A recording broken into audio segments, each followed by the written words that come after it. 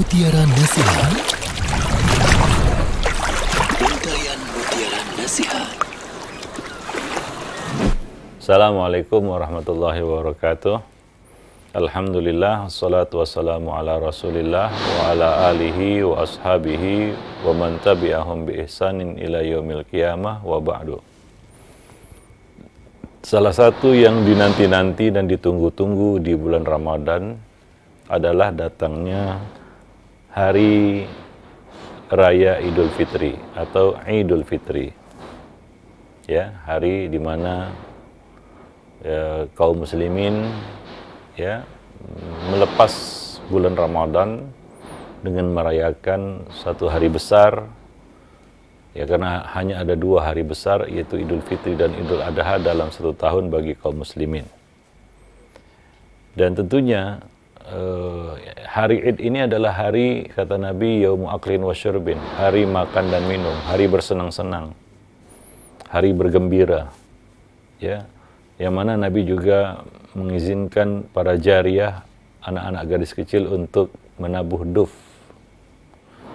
menyenandungkan syair-syair keimanan, syair-syair keagungan kepada Allah Subhanahu wa taala, menyatakan sukacita mereka atas datangnya Idul Fitri ini.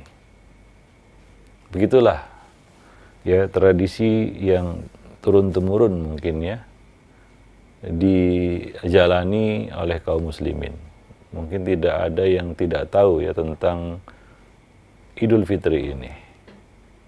Kita semua kaum muslimin tentunya bergembira menyambut hari yang besar itu. Maka dikatakan ini adalah salah satu hari besar Islam. Akan tetapi, apa yang harus kita lakukan untuk merayakannya? Apakah harus dengan cara yang berlebih-lebihan? Atau kita menyambutnya dengan sukacita tapi bersahaja, tidak jatuh dalam sikap mubazir, tapi juga tidak menyepelekan dan meremehkannya. Tentunya salah satu sunnah di hari raya adalah mengenakan pakaian yang terbaik untuk mengerjakan sholat yang disebut sholat Idul Fitri. Yang mana sholat ini adalah sholat yang wajib dilakukan.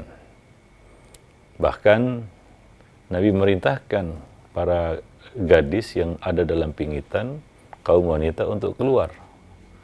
Sampai yang haid sekalipun keluar untuk menyaksikan dakwatul muslimin, yaitu seruan ataupun syiar kaum muslimin di hari Id.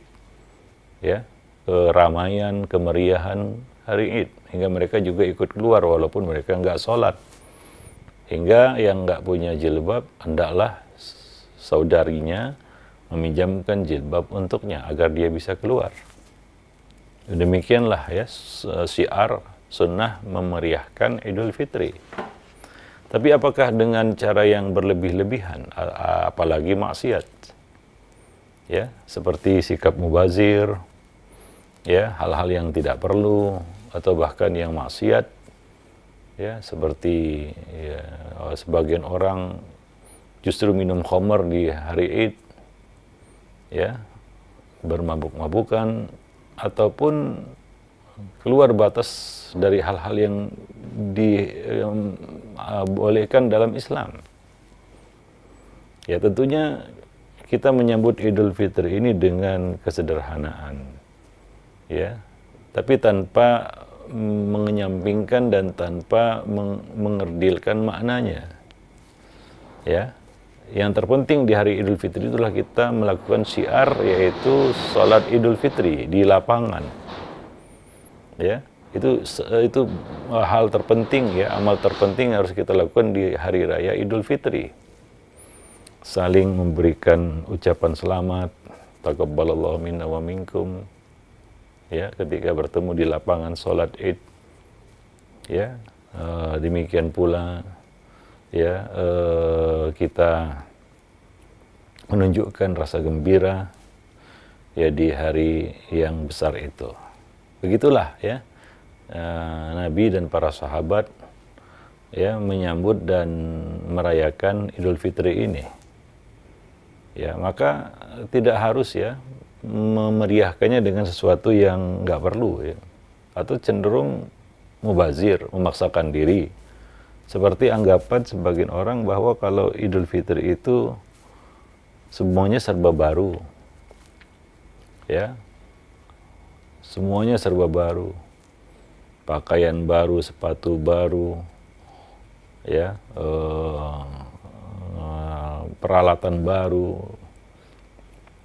kursi baru, ya, kemudian kendaraan baru, semuanya serba baru.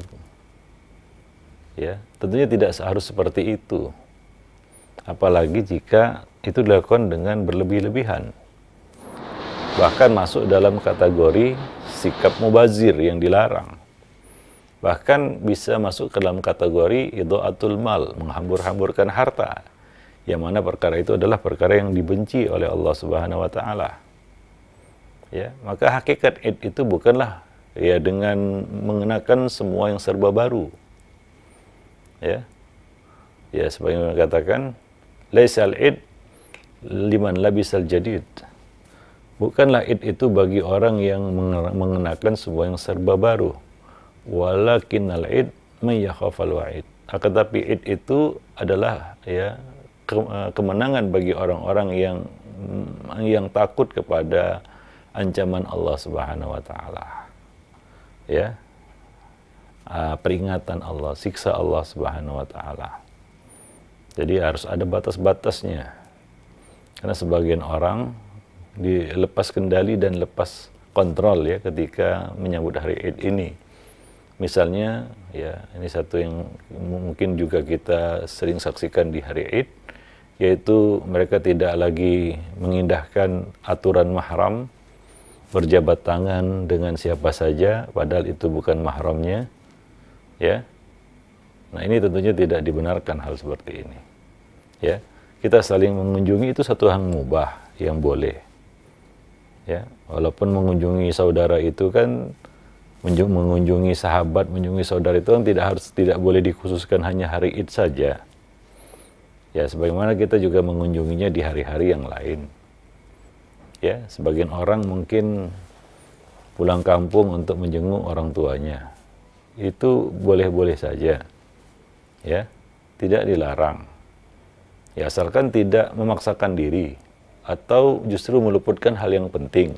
Misalnya dia mengorbankan 10 hari terakhir demi pulang kampung misalnya. Ini kan rugi. Ya, ada baiknya dia pulang kampung setelah Ramadan berakhir. Ya, sudah selesai semua proses ibadah, dia sudah mengejar dan meraih keutamaan di bulan Ramadan, baru setelah itu silakan dia mungkin mau bersilaturahmi dan lain sebagainya. Ya, wallahu alam bisawab.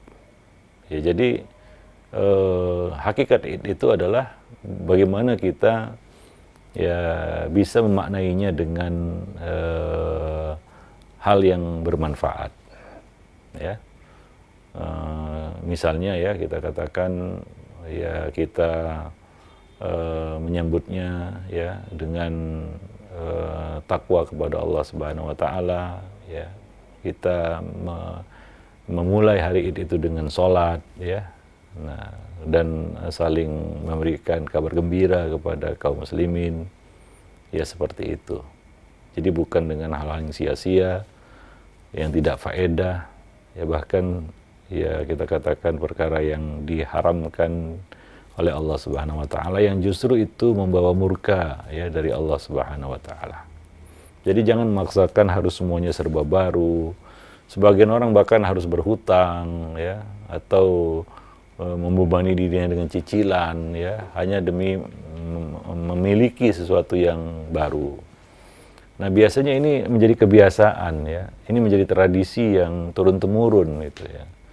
Ya, itu yang dicontohkan kepada anak-anak. Ya, kemudian si anak ini ya, melanjutkan tradisi yang dicontohkan oleh orang tuanya. Sehingga ini menjadi satu tradisi turun-temurun jadinya, ya.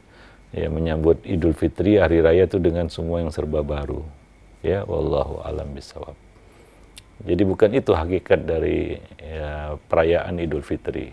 Ya, bukan ya dengan penampilan yang semua serba wah ya. Ya bahkan ada sisi negatifnya juga. Ya itu dijadikan sebagai ajang untuk pamer. Ya untuk membanggakan diri dan menyombongkan diri untuk ya menjelaskan status ya. Kadang-kadang di zaman medsos ini ya dia pun ya memposting ya outfitnya di saat lebaran. Ya baju yang dia pakai, tas yang dia pakai ya. Nah,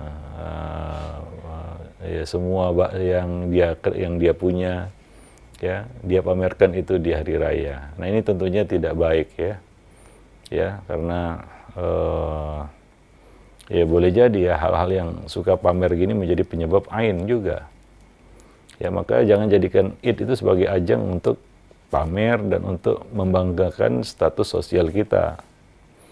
Ya, atau untuk pamer dari apa-apa yang kita punya.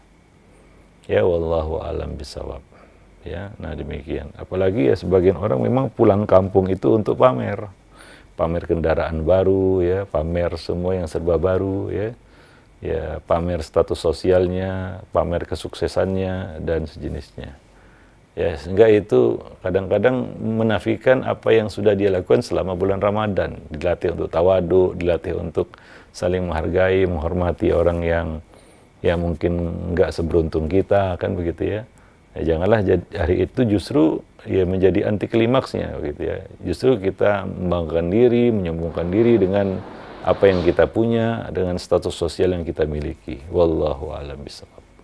Nah, jadi sambutlah Id itu dengan segala kesederhanaan, ajarkanlah ini kepada anak-anak kita sehingga ya itu bisa merubah tradisi yang mungkin selama ini ya kita jalani ya. Nah, demikian. Wallahu a'lam bishawab.